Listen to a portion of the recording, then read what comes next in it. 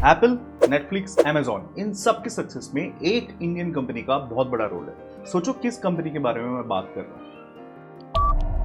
No idea? चलो और भी थोड़े हिंट्स देंगे। इस कंपनी का रेवेन्यू है 7,000 करोड़, प्रॉफिट है 2,700 करोड़ और उसका वैल्यूएशन भैया 40,000 करोड़ है। और ये सब कुछ बिना किसी लोन या एक्सटर्नल इन्वेस्टमेंट के अचीव किया। शॉकिंग है ना? हाँ, आज के जमाने में जब नॉन प्रॉफिटेबल कंपनीज इन्वेस्टर्स के पैसे बर्बाद कर रही है और हेवियर वैल्यूएशंस पे पैसे रेज कर रही है, और ये कंपनी यार बिना किसी एक्सटर्नल इन्वेस्टमेंट या लोन की यूनिकॉर्न बना दिया, और वो भी एक जो असली में प्रॉफिट कमाती है। कमाल है ना? और ये यूनिकॉर्न का नाम है जोहो। शायद आप में से अगर आप खासकर वर्किंग प्रोफेशनल है तो एटलीस्ट जोहो सीआरएम के बारे में सुना तक होगा या इस्तेमाल भी किया होगा। और बात यहां पे खत्म नहीं होती। This Zoho is not just a profit-making company, but इनके मतलब Zoho के एथिकल और इम्पैक्टफुल बिजनेस प्रैक्टिसेस की वजह से श्रीधर वेम्बू जी, जो इस पर्टिकुलर कंपनी के सीईओ है, उनको पद्मश्री अवार्ड से सम्मानित किया गया। तो चलिए आगे वीडियो में जानते हैं कि श्रीधर जी की कमाल की जर्नी और वो कौन से ऐसे एथिकल प्रैक्टिसेस हैं जिनके लिए उन्हें ये अवार्ड मिला है। क्योंकि he has not just made a profitable company, but profitable company चलाते हुए एथिकल प्रैक्टिसेस से इन्होंने प्रॉफिट किया है, वो भी प्रॉफिट माय फ्रेंड्स। जहां पे बहुत सारे कंपनीज है, मैं नाम नहीं लेना चाहता हूं because for my own safety. बहुत सारी कंपनीज है जो फॉरेन से मनी लॉन्ड्रिंग करवा के खुद के शेयर्स को खरीद के आजकल बहुत चर्चे पे है। वो कौन सी कंपनी है? अगर आपको हिंट लग गया तो कमेंट सेक्शन में प्लीज टाइप कीजिएगा एंड लेट अस नो कि आपको इस पर्टिकुलर क्वेश्चन का आंसर आता है, right? So without further edu let's get started. तो कहानी शुरू होती है 1996 में, जब एडवेंट नेट की नाम की कंपनी का जन्म हुआ था, जो कि जोहो की प्रीकर्सर था। एक छोटे से रूम में चेन्नई में शुरू हुई ये श्रीधर और उनकी भाई की सोच की परिणाम। हालांकि एडवेंट नेट शुरुआत में हार्डवेयर पर फोकस करते थे, लेकिन चैलेंजेस के तहत उन्होंने सॉफ्टवेयर पर पिवट करने का मजबूरन उनको करना पड़ा। और यही था वो पल जब जोहो की शुरुआत हुई, जैसे हम आज जानते हैं। जोहो की असली टर्निंग पॉइंट तब आया जब जापानीज क्लाइंट्स उनके सॉफ्टवेयर से प्रभावित होकर उन्हें एचपी कॉर्पोरेशन के अगेंस्ट एक गोल्डन अपॉर्चुनिटी दे दिया। और उस पॉइंट से जोहो का एस्ट्रोनॉमिकल ग्रोथ शुरू हो गया, क्योंकि 1996 में एक स्टार्टअप के रूप में शुरू होकर 1998 तक $1 मिलियन रेवेन्यू अचीव करना कोई छोटी मोटी चीज नहीं है। और ये कहानी यहाँ पे खत्म नहीं होती। जब इतना अच्छा खासा रेवेन्यू जनरेट करेंगे तो काफी सारे वल्चर्स आते हैं जो इनके बिजनेस को अगवा करने की कोशिश करते हैं और इनको $25 मिलियन की ऑफर देते हैं उनकी कंपनी बेचने के लिए। बट इनके कोर टीम मेंबर्स ने वैल्यू किया है उनकी इंडिपेंडेंट जर्नी को, है ना? क्योंकि कोई भी कंपनी जब अच्छा खासा रेवेन्यू कर पाती है, वो अच्छा खासा प्रॉफिट कर ही पाती है। तो इन लोगों ने कभी पैसों के ऊपर सोचा नहीं है और इनके टीम के कॉन्फिडेंस के ऊपर, इनके टीम के प्रिंसिपल्स के ऊपर और इनके टीम के उसूलों के ऊपर खड़े उतरते हुए इस पर्टिकुलर कंपनी को सेल नहीं किया। In this day and age जहाँ पे पैसा ही परमात्मा है और इतने सारे फ्रॉडस्टर्स हैं यार, ऐसे डिसीजन लेना हैट्स ऑफ।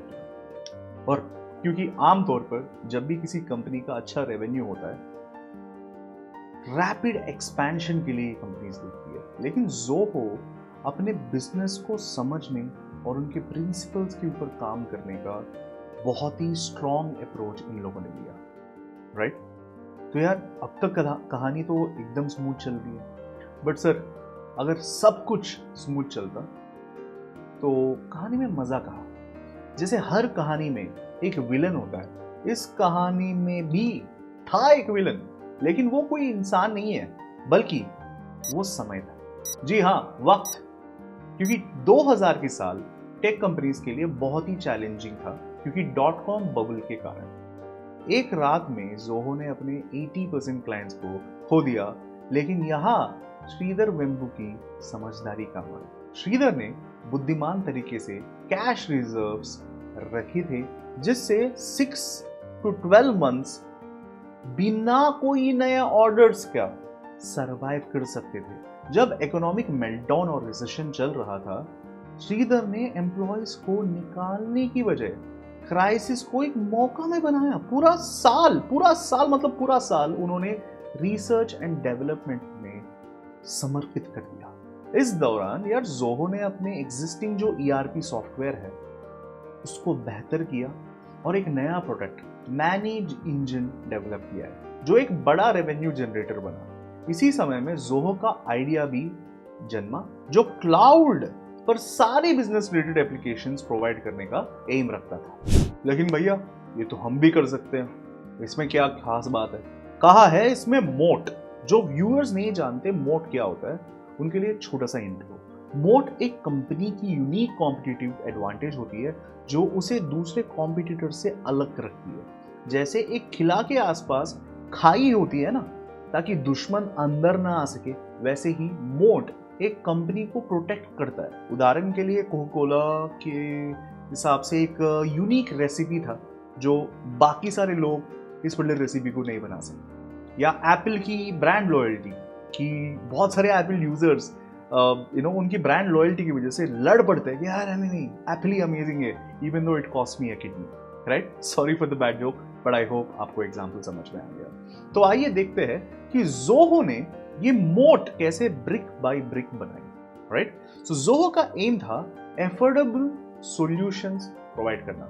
जहां बड़े कंपनीज 1 करोड़ में सर्विसेज ऑफर करती थी, वही जोहो सिर्फ 1 लाख में ऑफर करता था। इसका मतलब ये नहीं था कि उनके पास सिर्फ 1 या 2 बड़े क्लाइंट्स थे जो इनके कॉम्पिटिटर्स कर रहे थे, बट जोहो ने मार्केट में एक गैप पहचाना। जबकि बड़ी आईटी कंपनी सिर्फ बड़ी कॉर्पोरेशंस को केटर करती थी, जोहो ने छोटे बिजनेस के साथ दिया है। उन्होंने 2000 के रिसेशन में हुई घटना को याद रखते हुए अपने क्लाइंट्स का रिस्क को डाइवर्सिफाई किया।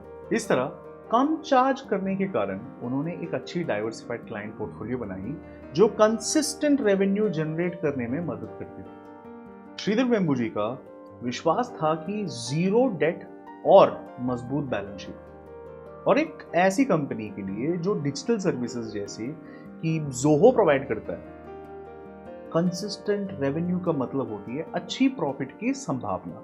अगर एक्सपेंसेस कम रखोगे तो पैसा ही पैसा है ना? लेकिन हाई रेवेन्यूज तो बहुत सारे स्टार्टअप्स जनरेट करती है, लेकिन प्रॉफिट वो नहीं कर पाती, है ना?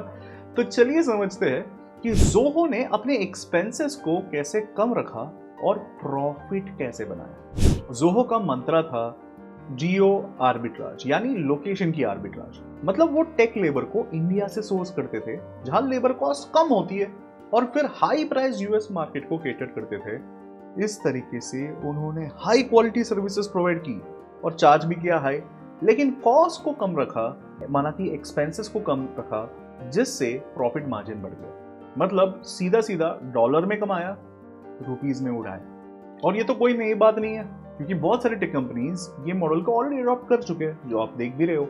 लेकिन 2004 में श्रीधर जी ने एक यूनिक स्टेप लिया और लॉन्च किया जोहो यूनिवर्सिटी।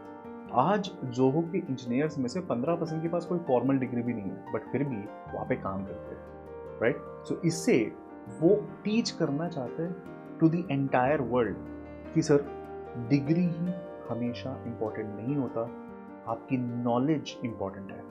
और वो नॉलेज को इम्पार्ट करने वाला एक अमेजिंग यूनिवर्सिटी भी इन लोगों ने क्रिएट किया, जहाँ पे वो खुद उनके एम्प्लॉयज को उघा रहे लिटरली। और जी हाँ, जब भी ऐसे आप सुनते हो तो आपको लग रहा हो कि जोहो उनके एम्प्लॉयज को यार ज़्यादा देखभाल वगैरह वगैरह नहीं करता। नहीं सर, जोहो अपने एम्प्लॉयज की वेल बीइंग का भी बहुत ख्याल रखती है। फ्री कैंटीन से लेकर प्लेग्राउंड्स तक, प्लेग्राउंड, जी हाँ, प्लेग्राउंड्स प्रोवाइड करते हैं यार ये कंपनी। और कोविड-19 के पैंडेमिक के दौरान भी बहुत इन लोगों ने सपोर्ट किया है। जोहो की एट्रिशन रेट ये सेम चीज बताती है, क्योंकि इसका एट्रिशन रेट है सिर्फ 7%। एट्रिशन रेट जिन लोगों को नहीं पता, ये एक एम्प्लॉयज जो कंपनी को छोड़कर जाते हैं ना, तो मान के चलो 1 साल में या हाफ ईयर में, उस पर्टिकुलर डेटा को हम लोग बोलते हैं एट्रिशन रेट। एग्जाम्पल के लिए 2022 के फर्स्ट हाफ में इंडिया में एट्रिशन रेट 20.3% था, जो कि एऑन कंपनी, जो एक ग्लोबल प्रोफेशनल सर्विसेज फर्म की सर्वे से पता चला। और अपना जोहा कितना था?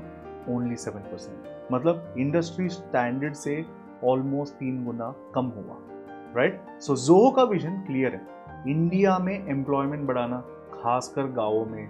तेनकासी और रेनीगुंटा जैसे रूरल ऑफिसेस के साथ उनका एम है कि ऐसे सेंटर्स 5000 से भी ज़्यादा एम्प्लॉयज काम भी करते हैं यहाँ पे।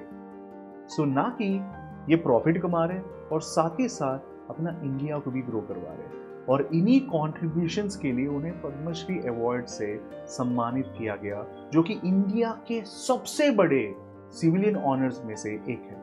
ये अवार्ड उन्हें आई थिंक इंडिया के 72nd रिपब्लिक डे से पहले दिया गया था। And what an amazing man Shridhar ji is, right. क्योंकि ये बिल्कुल ये वीडियो को एक लाइक तो डिजर्व करता ही है, क्योंकि हम एक ऐसे एग्जेम्पलरी पर्सनैलिटी के बारे में भी बात कर रहे हैं, तो लाइक बटन को स्मैश करते रहना फॉर श्योर। ओके, अब चलिए आगे बढ़ते हैं दूसरे इंपॉर्टेंट ब्रिक की तरफ, उनका R&D। इसने उन्हें उनका स्टार प्रोडक्ट दिया था और आज भी वो इसी काम में लगे हैं। उनकी स्ट्रेंथ है उनकी डाइवर्स प्रोडक्ट लाइन में। Average I think on an average ये 3 नए प्रोडक्ट लॉन्च करते हैं, जिससे उन्होंने एक ऐसा इकोसिस्टम क्रिएट किया जो अलग अलग बिजनेस नीड्स को केटर करता है। इकोसिस्टम जिन लोगों को नहीं पता, इसका मतलब है कि एक ऐसा एनवायरनमेंट जहां पे एक ही कंपनी के प्रोडक्ट्स और सर्विसेज एक दूसरे को एनहांस करती है। जैसे एप्पल का इकोसिस्टम, एप्पल के डिवाइसेस, सॉफ्टवेयर, एप्स, ये सब एक दूसरे के साथ सीमलेसली काम करते हैं और उनके यूजर एक्सपीरियंस को और भी एनहांस करती है। जोहो ने भी यही अप्रोच लिया। चलो सर, आपको अभी एक डाउट आ रहा होगा कि जितने भी प्रोडक्ट्स या सर्विसेज हो, बिना मार्केटिंग के कस्टमर्स कैसे आएंगे। जोहो ने ये काफी स्मार्टली हैंडल किया है। पहले तो वो अपनी सर्विसेज फ्रीमियम मॉडल में देते हैं, जिससे यूजर्स उनका सॉफ्टवेयर फ्री में ट्राई कर सकते हैं। इससे एक बार इंटीग्रेट होने के बाद ना बिजनेस को इसकी वैल्यू पता चल जाती है और वो पेड वर्जन्स के लिए ऑप्ट करते हैं। और फिर आता है वर्ड ऑफ माउथ मार्केटिंग का मैजिक। जब यूजर्स खुद इतने इंप्रेस्ड होते हैं ना कि उनके एक्सपीरियंस से वो अपने खुद के कॉन्टैक्ट्स को सजेस्ट करते हैं कि भैया this is an amazing product और अ सर्विस, तब ये ऑर्गेनिक तरीका होता है कस्टमर्स को अट्रैक्ट करने का। वर्ड ऑफ माउथ मार्केटिंग जिन लोगों को नहीं पता, ये एक दोस्त को सजेस्ट जैसे आप करते हो, है ना। जैसे एक दोस्त को दूसरे दोस्त बताता है कि भाई रेस्टोरेंट, ये वाला रेस्टोरेंट या ये वाला मूवी बहुत अमेजिंग है, वो के सजेस्ट जैसे करते हैं ना। इसी का एग्जाम्पल है कि अगर आपको किसी ने जोहो का सॉफ्टवेयर सजेस्ट किया, तो आप उस सजेशन पे ज़्यादा विश्वास ज़्यादा करोगे, क्योंकि वो खुद एक्सपीरियंस से बोल रहे हैं और साथ ही साथ वो आपका दोस्त है या जान पहचान वाले बन रहा है, राइट। और यही जोहो का सबसे बड़ा मोड है, क्योंकि जो customers word of mouth marketing से आते हैं ना, वो जितने भी आप एड्स चला लो या परफॉर्मेंस मार्केटिंग कर लो, उससे आने वाले कस्टमर से ज़्यादा लॉयल होते हैं, जैसे आप लोग। इसके अलावा जोहो के पास रोबस्ट रेफरल सिस्टम भी है और चैनल पार्टनर्स उनके कस्टमर एक्विजिशन पे भी और भी बेटर मदद करते हैं। तो मैं उम्मीद करता हूँ कि आपने समझा कि जोहो कैसी एक कंपनी के रूप में ग्रो हुई, उसके मोड्स क्या थे और श्रीधर वेम्बू की शानदार यात्रा क्या है, राइट। सो कृपया नीचे कमेंट में लिखो कि आपने इस वीडियो से क्या सीखा और आपको अगले वीडियो किस विषय पे आपको चाहिए। तो अब अगली वीडियो देखिएगा, जहां हम जानेंगे IPL फ्रैंचाइजी ओनर्स कैसे पैसे कमाते हैं। आपका स्वागत है हमारे चैनल पे, और यहां तक देखने के लिए शुक्रिया और धन्यवाद।